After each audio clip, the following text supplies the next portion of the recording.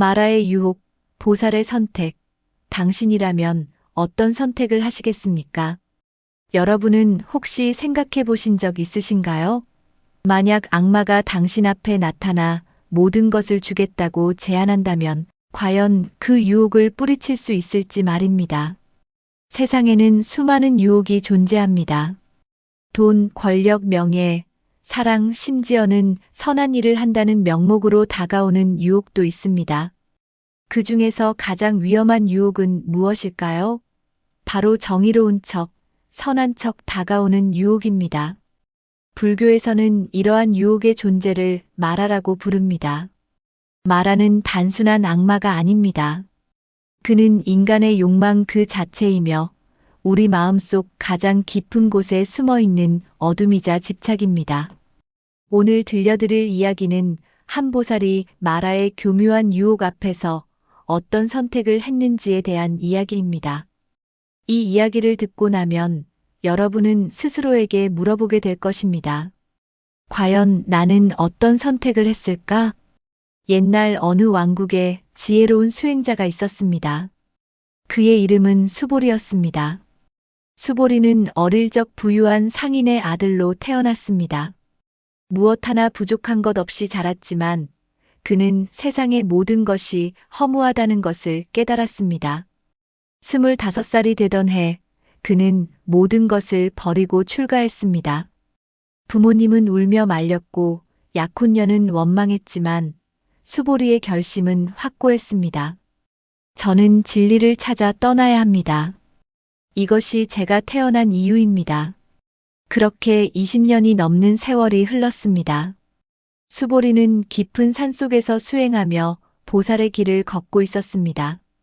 그는 이미 많은 것을 깨달았습니다. 탐욕을 버렸고 분노를 다스렸으며 어리석음에서 벗어나기 시작했습니다. 사람들은 그를 성인이라 불렀습니다. 많은 이들이 그의 가르침을 구하러 험한 산길을 올랐습니다. 수보리는 그들에게 자비롭게 가르침을 주었고 그의 말 한마디 한마디는 사람들의 마음을 밝혀주었습니다. 하지만 수보리 자신은 알고 있었습니다. 자신이 아직 완전한 깨달음에 이르지 못했다는 것을 말입니다. 마지막 관문이 남아 있었습니다. 그것이 무엇인지는 몰랐지만 분명 큰 시험이 기다리고 있다는 것을 느꼈습니다. 어느 날 밤이었습니다. 달도 없는 깜깜한 밤, 수보리가 동굴 안에서 명상에 잠겨 있을 때였습니다. 갑자기 동굴 안이 환하게 밝아지기 시작했습니다. 처음에는 은은한 빛이었습니다. 마치 새벽 햇살처럼 부드러운 빛이었습니다. 하지만 점점 그 빛은 강해졌고 마침내 한낮처럼 밝아졌습니다. 그리고 한 남자가 나타났습니다. 그 남자는 너무나 아름다운 모습이었습니다. 황금빛 비단 옷을 입었고 머리에서는 후광이 비치는 듯 했습니다. 얼굴에는 온화한 미소가 가득했고 눈빛은 자비로 넘쳤습니다. 마치 부처님이나 신처럼 빛나는 존재였습니다. 수보리 보살님, 오랜만입니다. 남자가 부드럽고 따뜻한 목소리로 말했습니다. 수보리는 천천히 눈을 떴습니다. 명상에서 깨어난 그는 앞에 서 있는 존재를 바라봤습니다. 처음에는 누구인지 알 수 없었습니다. 너무나 신성해 보이는 모습이었기 때문입니다. 하지만 수보리는 20년 넘게 수행한 보살이었습니다. 잠시 후 그는 그 존재의 본질을 꿰뚫어 봤습니다. 아름다운 겉모습 뒤에 숨어 있는 어둠을 느꼈습니다. 마라로구나. 수보리가 차분하게 말했습니다. 역시 대단하십니다. 20년 수행자답게 바로 알아보시는군요. 보통 사람들은 저를 천사나 신으로 착각하는데 말입니다. 마라는 미소를 지으며 인정했습니다. 하지만 두려워하지 마십시오. 오늘 저는 당신을 해치러 온 것이 아닙니다. 오히려 도우러 왔습니다. 도우러 왔다고? 그렇습니다. 당신에게 아주 좋은 제안을 하러 왔습니다. 마라는 수보리 앞에 공손하게 앉았습니다. 그 모습은 마치 제자가 스승 앞에 앉은 것처럼 겸손해 보였습니다. 수보리 보살님, 당신은 20년 넘게 이 산속에서 수행하셨습니다. 얼마나 고생이 많으셨습니까? 추운 겨울에도 더운 여름에도 오직 깨달음만을 위해 정진하셨죠. 마라의 목소리에는 진심 어린 존경이 담겨 있는 것 같았습니다. 그런데 당신은 아직도 완전한 깨달음에 이르지 못하셨습니다. 안타까운 일입니다. 그것이 수행자의 길이네. 수보리가 담담하게 대답했습니다. 맞습니다. 하지만 제가 당신에게 지름길을 알려드릴 수 있습니다. 마라는 손을 휘저었습니다. 그러자 동굴 안에 환영이 펼쳐지기 시작했습니다. 첫 번째 환영은 웅장한 궁전이었습니다. 황금으로 장식된 거대한 궁전, 옥으로 만든 계단, 비단으로 꾸민 방들이 끝없이 이어졌습니다. 수많은 하인들이 공손히 절하고 있었고 궁전 밖에는 수만 명의 백성들이 환호하고 있었습니다. 보십시오. 이것이 당신의 것이 될 수 있습니다. 마라가 설명하기 시작했습니다. 당신이 원한다면 이 모든 것을 드리겠습니다. 왕이 되십시오. 이 나라를 다스리고 백성들을 이끄십시오. 당신의 지혜로 세상을 바꿀 수 있습니다. 현명한 법을 만들고 공정한 재판을 하고 백성들을 평화롭게 다스릴 수 있습니다. 환영 속에서 수보리 자신이 왕좌에 앉아 있는 모습이 보였습니다. 그는 지혜로운 판결로 분쟁을 해결하고 백성들의 사랑을 받고 있었습니다. 생각해 보십시오. 이 산속에서 혼자 수행하는 것보다 왕이 되어 수백만 백성을 올바른 길로 인도하는 것이 더 가치 있지 않습니까? 수보리는 잠시 환영을 바라봤습니다. 그리고 조용히 고개를 저었습니다. 나는 권력에 관심이 없네. 왕이 되는 것이 내가 추구하는 길이 아니네. 그렇군요. 역시 욕심이 없으시군요. 마라는 전혀 실망한 기색 없이 미소 지었습니다. 그럼 이건 어떻습니까? 두 번째 환영이 나타났습니다. 이번에는 아름다운 정원이 펼쳐졌습니다. 꽃들이 만발하고 새들이 지저귀는 평화로운 곳이었습니다. 그 정원에서 한 여인이 수보리를 기다리고 있었습니다. 그녀는 바로 20년 전 수보리가 떠날 때 남겨두고 온 약혼녀였습니다. 세월이 흘렀지만 여전히 아름다웠고 무엇보다 그녀의 눈빛에는 변함없는 사랑이 담겨 있었습니다. 당신을 기다렸어요. 환영 속 여인이 말했습니다. 20년 동안 단 하루도 당신을 잊은 적이 없어요. 돌아와 주세요. 환영은 계속 이어졌습니다. 수보리와 여인이 결혼하여 행복한 가정을 꾸리는 모습, 아이들이 태어나 웃음소리로 가득 찬 집, 손자들까지 생겨온 가족이 모여 식사하는 따뜻한 장면들이 펼쳐졌습니다. 사랑입니다. 진정한 사랑을 드리겠습니다. 마라가 부드럽게 말했습니다. 당신을 진심으로 사랑하는 배우자, 행복한 가정, 웃음소리 가득한 집을 드리겠습니다. 이것이 인간으로서 누릴 수 있는 최고의 행복 아닙니까? 당신도 인간입니다. 사랑할 권리가 있습니다. 수보리의 눈빛이 잠시 흔들렸습니다. 약혼녀의 얼굴이 기억났습니다. 자신을 원망하며 울던 그날의 모습이 떠올랐습니다. 하지만 수보리는 고개를 저었습니다. 나는 이미 출가하여 수행하는 몸이네. 세속의 사랑은 버렸네. 가정도 자식도 나의 길이 아니네. 마라는 여전히 미소를 잃지 않았습니다. 정말 대단하십니다. 권력도 사랑도 거부하시는군요. 역시 진정한 수행자이십니다. 마라는 자리에서 일어났습니다. 하지만 제게는 아직 마지막 제안이 남아 있습니다. 그리고 이것만큼은 거부하실 수 없을 것입니다. 세 번째 환영이 나타나기 시작했습니다. 이번에는 고통받는 사람들의 모습이었습니다.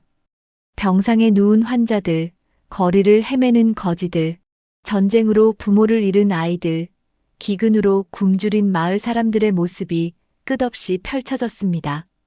한 어머니가 병든 아이를 안고 울부짖었습니다. 약을 살 돈이 없어서 아이가 죽어가는 것을 지켜볼 수밖에 없었습니다. 한 노인이 추운 겨울 길거리에서 얼어 죽어가고 있었습니다. 사람들은 그를 외면한 채 지나갔습니다. 전쟁터에서 어린 소년이 죽은 아버지의 시신을 부둥켜 안고 울고 있었습니다. 보십시오. 이 세상의 진짜 모습입니다. 마라의 목소리가 진지해졌습니다. 당신이 이 산속에서 명상하고 수행하는 동안 수많은 사람들이 이렇게 고통받으며 죽어가고 있습니다. 매일 매순간 수천 명의 사람들이 도움을 청하고 있습니다. 환영은 계속 이어졌습니다. 더 많은 고통, 더 많은 절망, 더 많은 죽음이 보였습니다. 수보리 보살님, 당신은 자비로운 분이십니다. 중생을 구하겠다고 서원하지 않으셨습니까? 모든 중생이 고통에서 벗어나게 하겠다고 맹세하지 않으셨습니까? 마라가 수보리의 눈을 똑바로 바라보며 물었습니다.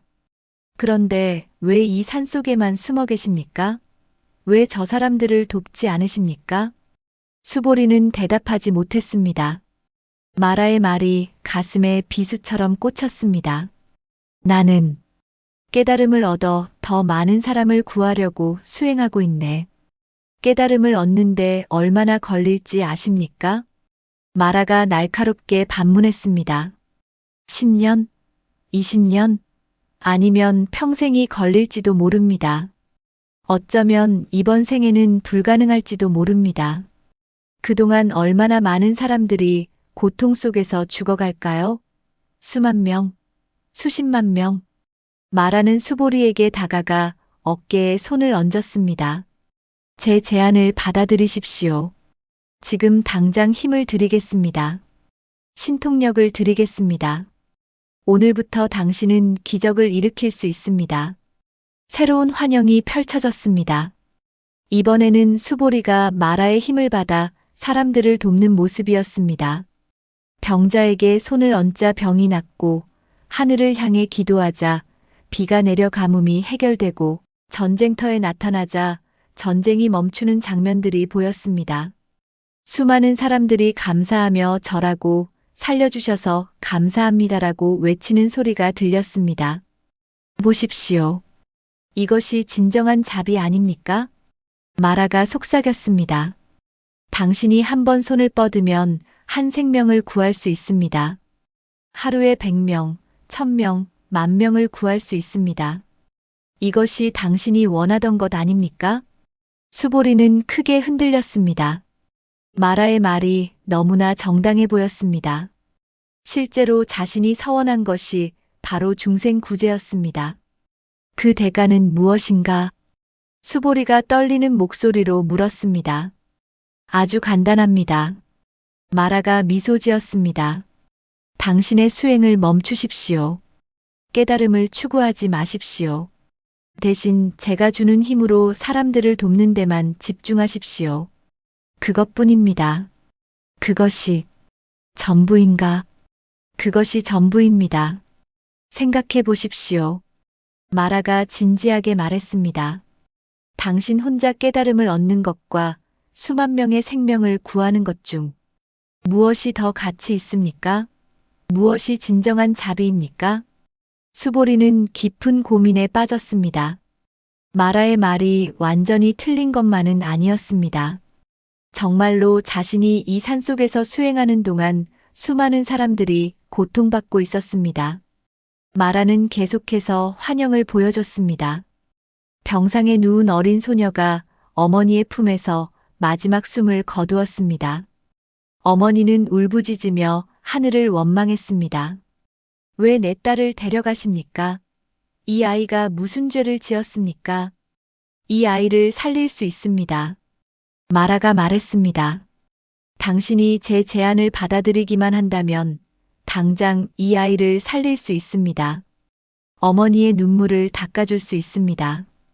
다음은 굶주린 마을이 나타났습니다.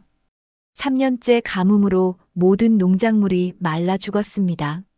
사람들은 나무 껍질을 벗겨 먹으며 연명하고 있었습니다. 어린아이들은 영양실조로 뼈만 앙상하게 남았습니다. 비를 내릴 수 있습니다. 마라가 말했습니다. 당신의 한마디로 풍성한 비를 내려 이들을 살릴 수 있습니다. 당장 오늘이라도 가능합니다. 전쟁으로 불타는 마을도 보였습니다. 군인들이 집들을 불태우고 노인들을 죽이고 여자들을 끌고 가고 아이들을 고아로 만들고 있었습니다. 이 전쟁을 멈출 수 있습니다. 마라가 강조했습니다. 당신에게 그 힘을 드리겠습니다. 지금 당장 오늘 밤이라도 가능합니다. 수보리의 마음이 크게 흔들렸습니다. 눈을 감았지만 그 처참한 장면들이 머릿속에서 사라지지 않았습니다. 어린아이의 울음소리, 어머니의 통곡, 굶주린 사람들의 신음소리가 귓가에 맴돌았습니다. 어떻습니까? 제 제안을 받아들이시겠습니까? 마라가 다시 물었습니다. 당신이 고개 한 번만 끄덕이면 됩니다. 그러면 당장 모든 힘을 드리겠습니다. 오늘 밤부터 당신은 수많은 생명을 구할 수 있습니다. 긴 침묵이 흘렀습니다. 동굴 안은 고요했습니다. 마라의 제안이 공기 중에 떠다니며 수보리를 압박했습니다. 수보리는 눈을 감고 깊은 명상에 들어갔습니다. 그의 마음속에서는 격렬한 싸움이 벌어지고 있었습니다. 한쪽에서는 고통받는 사람들의 모습이 그를 괴롭혔습니다. 다른 한쪽에서는 부처님의 가르침이 그를 이끌었습니다. 얼마나 시간이 흘렀을까? 수보리는 천천히 눈을 떴습니다. 그의 눈빛은 흔들림 없이 맑았습니다. 아니네. 수보리가 조용하지만 확고하게 대답했습니다. 마라의 미소가 사라졌습니다. 그의 눈빛이 차갑게 변했습니다. 왜죠? 수많은 사람을 구할 수 있는데 왜 거절하십니까? 어린아이들이 죽어가는데, 사람들이 굶주리는데, 전쟁이 일어나는데 왜 외면하십니까? 외면하는 것이 아니네. 수보리가 천천히 말하기 시작했습니다. 자네가 보여준 것들은 모두 진실이네. 정말로 고통받는 사람들이 많고 그들을 도와야 한다는 것도 맞네. 그것을 부정하지 않네. 수보리는 자리에서 일어났습니다. 하지만 자네가 주는 힘으로는 진정한 구원을 줄 수 없네. 무슨 말씀이십니까? 마라의 목소리에 분노가 섞이기 시작했습니다. 병을 고치고 배고픔을 해결하고 전쟁을 멈추는 것이 구원이 아니라는 말입니까? 그럼 무엇이 구원입니까? 그것은 일시적인 해결책일 뿐이네. 수보리가 분명하게 말했습니다. 자네가 주는 힘으로 오늘 병을 고쳐도 내일 다시 병에 걸릴 것이네.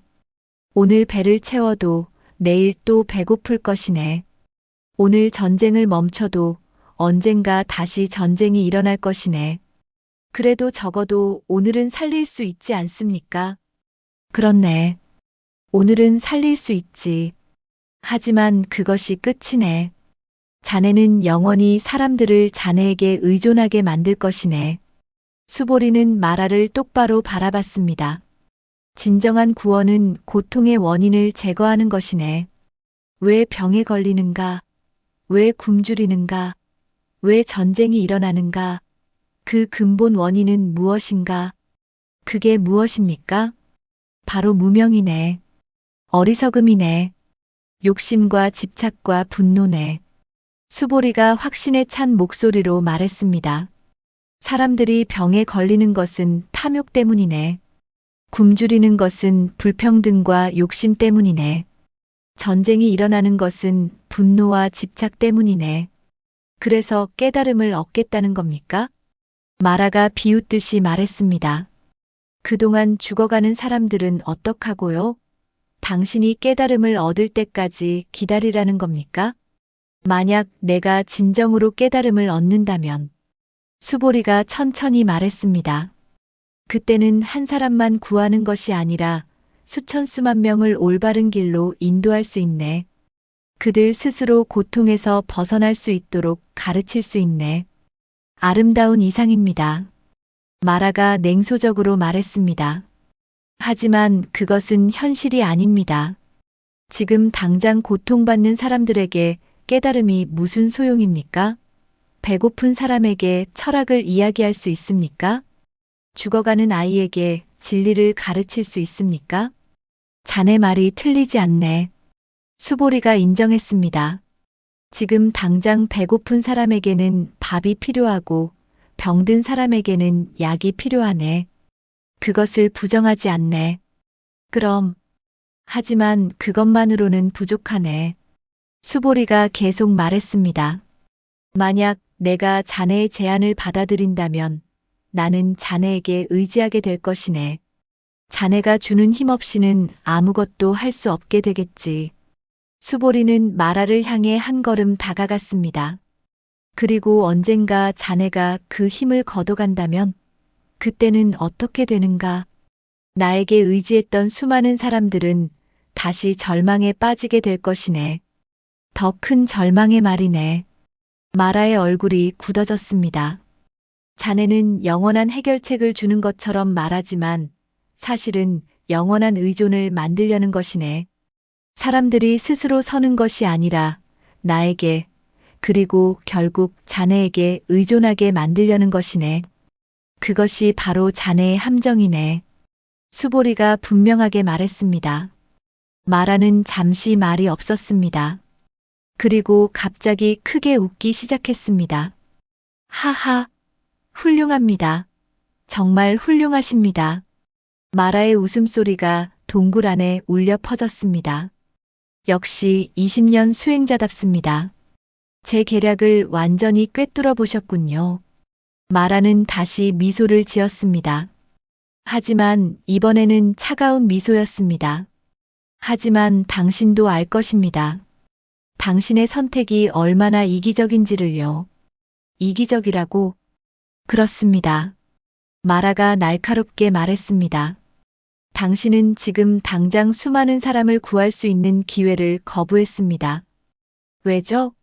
당신 혼자 깨달음을 얻기 위해서입니다. 당신 혼자 완벽해지기 위해서입니다. 그것이 이기적이지 않고 무엇입니까? 당신은 지금 수만 명의 목숨보다 당신 자신의 깨달음이 더 중요하다고 말하는 것입니다. 수보리는 잠시 말이 없었습니다. 마라의 말이 가슴을 찔렀습니다. 정말로 자신이 이기적인 것일까? 이 의문이 그의 마음을 괴롭혔습니다. 자네 말대로. 수보리가 천천히 입을 열었습니다. 나의 선택이 이기적으로 보일 수도 있네. 당장 사람들을 돕지 않고 수행에만 매달리는 것이 이기적으로 보일 수 있지. 수보리는 깊게 숨을 들이쉬었습니다. 하지만 진정한 자비는 지금 당장의 고통만 덜어주는 것이 아니네. 영원히 고통에서 벗어날 수 있는 길을 보여주는 것이네. 부처님께서도 깨달음을 얻기 위해 오랜 시간 수행하셨네.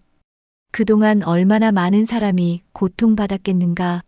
하지만 부처님께서 깨달음을 얻으신 후 그 가르침으로 인해 얼마나 많은 사람들이 진정한 자유를 얻었는가. 수보리의 목소리에 확신이 담겼습니다. 나는 부처님의 길을 따르겠네. 비록 그 길이 더디고 힘들더라도 그것이 진정한 자비의 길이라고 믿네. 후회하게 될 것입니다. 마라가 경고하듯 말했습니다. 당신이 깨달음을 얻기도 전에 늙어 죽을 수도 있습니다. 평생을 수행하고도 완전한 깨달음에 이르지 못할 수도 있습니다. 그때 가서 후회해도 이미 늦습니다. 그렇다면 그것도 내 업보겠지. 수보리가 담담하게 대답했습니다. 나는 그 결과를 받아들이겠네. 후회 없이 말이네. 마라는 한숨을 쉬었습니다. 정말 고집이 세시군요. 하지만 좋습니다. 마지막으로 한 가지만 더 보여드리겠습니다. 새로운 환영이 나타났습니다.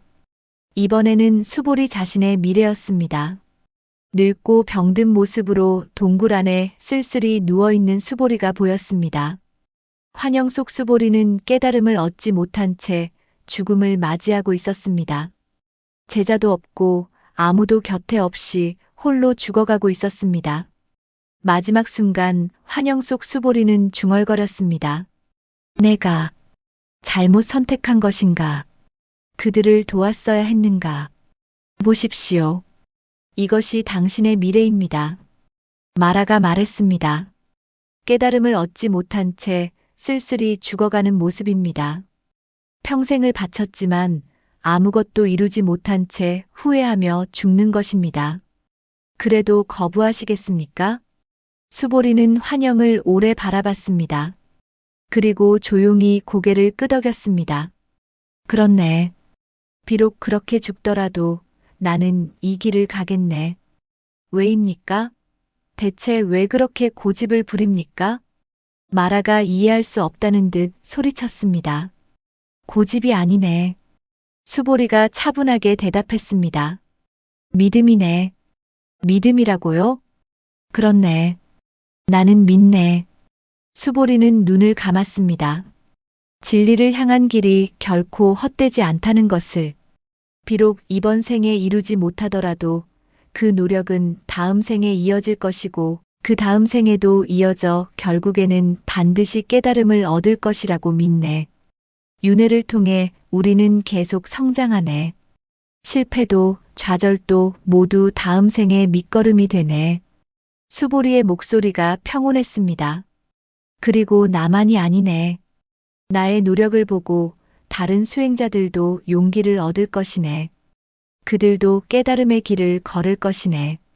하나의 등불이 1000개의 등불을 밝히듯이 진리를 향한 한 사람의 노력이 수많은 사람에게 영감을 줄 것이네.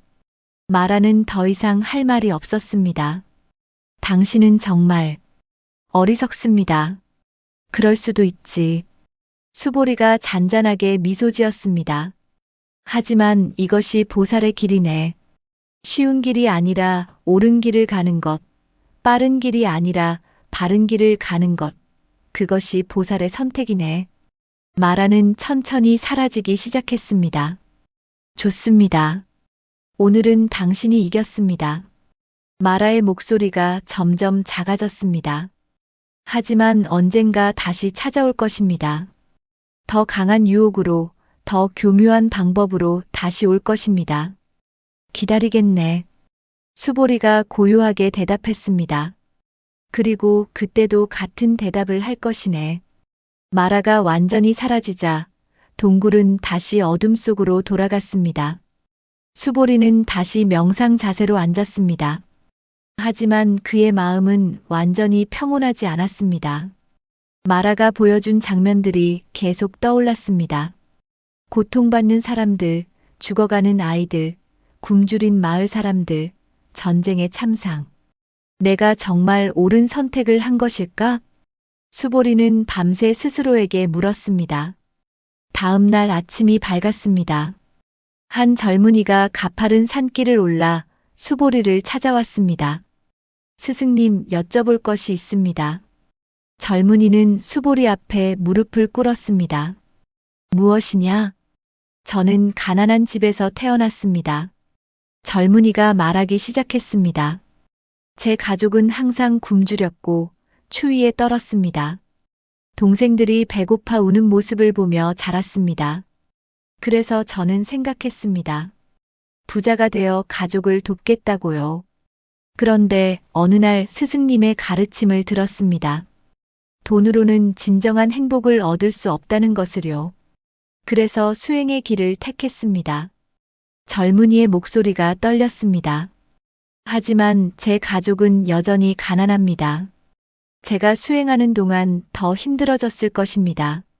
제가 잘못 선택한 것일까요? 차라리 돈을 벌어 가족을 도왔어야 했을까요? 수보리는 젊은이를 오래 바라봤습니다. 그리고 어젯밤 마라가 했던 말이 떠올랐습니다. 하지만 이제 수보리는 확신이 있었습니다. 아니다. 수보리가 분명하게 말했습니다. 너는 올바른 선택을 했다. 하지만 제 가족은, 내가 부자가 되어 가족을 돕는다면 그들은 너에게 의지하게 될 것이다. 너 없이는 살 수 없게 되겠지. 너도 언젠가는 죽는다. 그때 그들은 어떻게 되겠는가? 수보리가 부드럽게 설명했습니다. 하지만 내가 진정으로 깨달음을 얻는다면 너는 그들에게 스스로 행복해지는 법을 가르칠 수 있다. 돈이 없어도 행복할 수 있는 법, 가난해도 만족할 수 있는 법을 가르칠 수 있다. 젊은이의 눈이 밝아지기 시작했습니다. 진정한 자비는 물고기를 주는 것이 아니라 물고기 잡는 법을 가르치는 것이다. 수보리가 계속 말했습니다. 내가 지금 하고 있는 수행은 언젠가 너 자신뿐만 아니라 내 가족, 그리고 수많은 사람들에게 진정한 행복의 길을 보여줄 것이다. 감사합니다, 스승님. 젊은이가 깊이 절했습니다. 그 순간 수보리는 깨달았습니다. 자신의 선택이 옳았다는 것을 말입니다. 마라는 그에게 당장 사람들을 도울 수 있는 힘을 주겠다고 했습니다. 물고기를 주겠다고 했습니다. 하지만 수보리는 물고기 잡는 법을 배우기로 선택했습니다. 그것이 더 오래 걸리더라도, 그것이 더 힘들더라도, 그것이 진정으로 사람들을 돕는 길이라고 믿었습니다. 그날 이후 수보리는 더욱 정진했습니다. 그리고 3년 후 마침내 완전한 깨달음을 얻었습니다. 깨달음을 얻은 수보리는 산에서 내려왔습니다. 그리고 사람들에게 가르치기 시작했습니다. 그는 병자를 신통력으로 고치지 않았습니다. 대신 왜 병에 걸리는지, 어떻게 건강하게 살 수 있는지 가르쳤습니다. 그는 가난한 사람에게 돈을 주지 않았습니다. 대신 진정한 행복은 물질에 있지 않다는 것을, 만족할 줄 아는 마음이 최고의 부라는 것을 가르쳤습니다. 그는 전쟁을 초자연적인 힘으로 막지 않았습니다. 대신 왜 전쟁이 일어나는지, 어떻게 평화를 만들 수 있는지, 서로를 이해하고 용서하는 것이 얼마나 중요한지 가르쳤습니다. 그의 가르침을 들은 사람들은 변화하기 시작했습니다. 더 이상 외부의 힘에 의지하지 않았습니다. 스스로 고통에서 벗어나는 법을 배웠습니다. 스스로 행복해지는 법을 알게 됐습니다. 수십 년이 지나 수보리가 열반에 들 때 수천 명의 제자들이 그를 따랐습니다. 그리고 그 제자들은 다시 수만 명의 사람들을 가르쳤습니다. 그들은 마라의 유혹에 넘어가지 않았습니다. 쉬운 길이 아니라 바른 길을 선택했습니다. 부처님께서 말씀하셨습니다. 진정한 자비는 당장의 고통을 덜어주는 것이 아니라 영원히 고통에서 벗어날 수 있는 길을 보여주는 것이다. 여러분, 만약 여러분 앞에 마라가 나타난다면 어떤 선택을 하시겠습니까? 쉽고 빠른 길을 택하시겠습니까? 아니면 힘들지만 옳은 길을 택하시겠습니까? 당장의 이익을 택하시겠습니까? 아니면 영원한 가치를 택하시겠습니까? 보살의 길은 결코 쉽지 않습니다. 때로는 이기적으로 보일 수도 있습니다. 때로는 냉정하게 보일 수도 있습니다. 하지만 그 길만이 진정으로 세상을 구할 수 있는 길입니다. 오늘 여러분도 크고 작은 선택을 하게 될 것입니다. 그때 기억하십시오. 진정한 자비가 무엇인지를, 진정한 도움이 무엇인지를, 그리고 진정한 보살의 선택이 무엇인지를 말입니다. 물고기를 주는 것이 아니라 물고기 잡는 법을 가르치는 것. 그것이 진정한 사랑입니다.